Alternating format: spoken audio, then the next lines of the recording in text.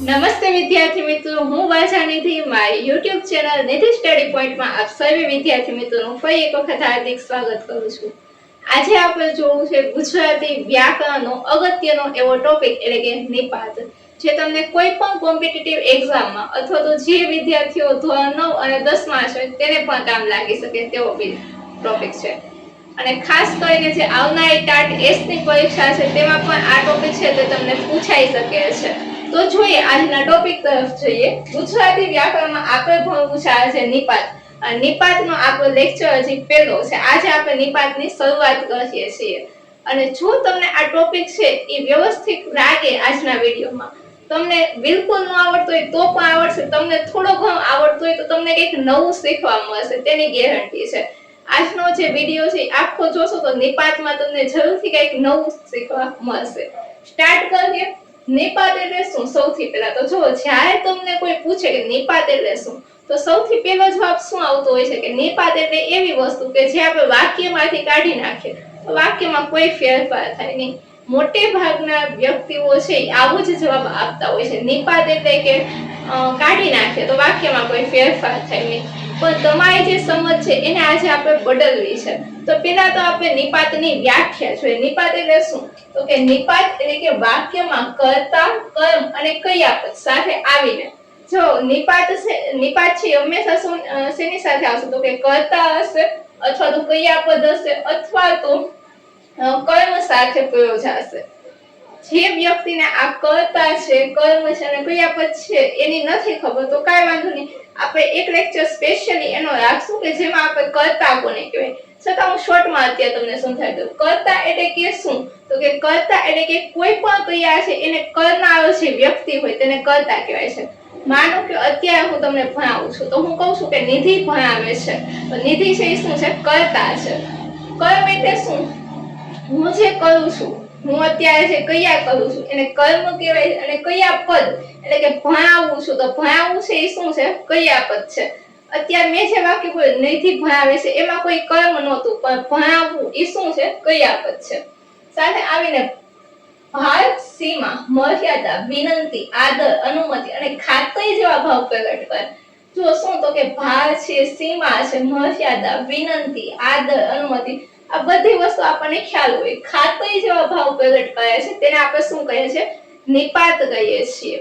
હવે જો નિપાતની જે વ્યાખ્યા હજી સુધી તમે ભણેલી છે કે નિપાત એટલે શું? તો કે વાક્યમાંથી કાઢી નાખો તો કોઈ ફેરફાર થાય નહીં. તો આજે વ્યાખ્યાને આપણે વ્યવસ્થિત સમજીએ અને જોઈએ કે શું છે.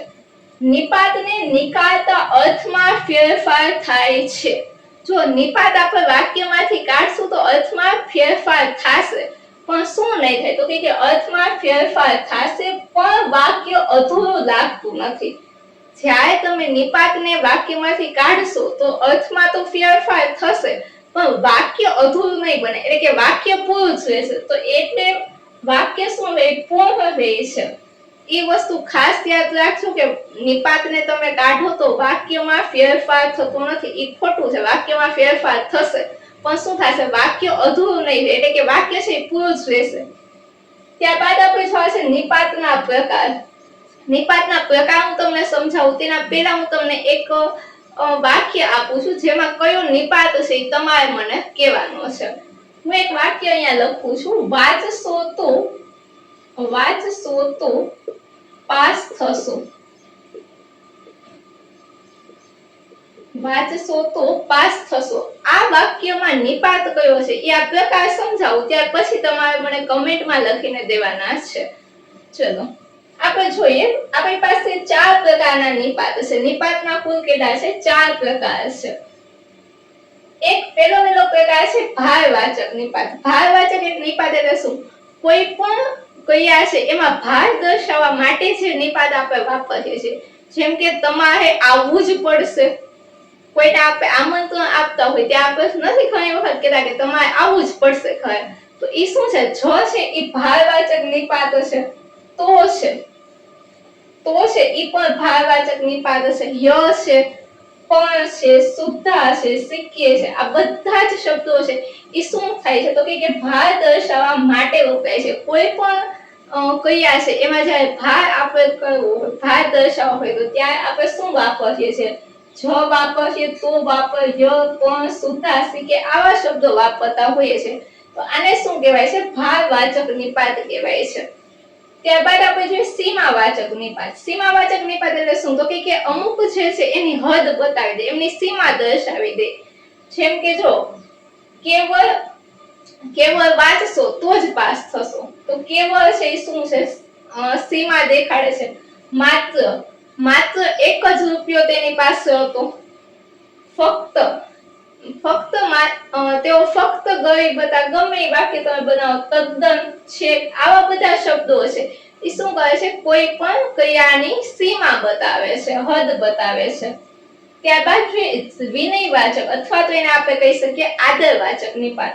તો વિનયવાચક કોઈ પણ વસ્તુ અથવા તો ક્રિયામાં જ્યારે તમે વિનય દર્શાવો છો, આદર દર્શાવો છો, ત્યાં આપણે શું લગાડીએ છીએ? જી લગાડીએ છીએ અથવા તો સહી લગાડીએ છીએ. કોઈના નામની આગળ પણ આપણે લગાડીએ છીએ, જી લગાડીએ છીએ. જેમ કે દાદાજી, ગાંધીજી. તો આ બધામાં જી છે એ શું છે? વિનયવાચક નિપાત છે.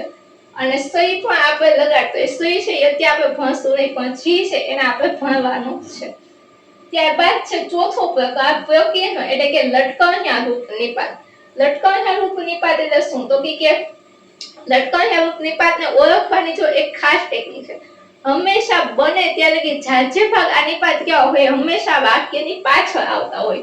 શું, એમ કે, ને, ખરો, ખરેખર, આ બધા કેવા છે? લટકણિયા રૂપ અથવા તો પ્રકીર્ણ નિપાત છે. તો જો આજે આપણે આ નિપાતના જે પ્રકાર છે એને કેવા શોર્ટમાં સમજ્યા છે. આવતા લેક્ચરમાં આ નિપાતને આપણે વ્યવસ્થિત એટલે કે ડિટેલમાં સમજશું.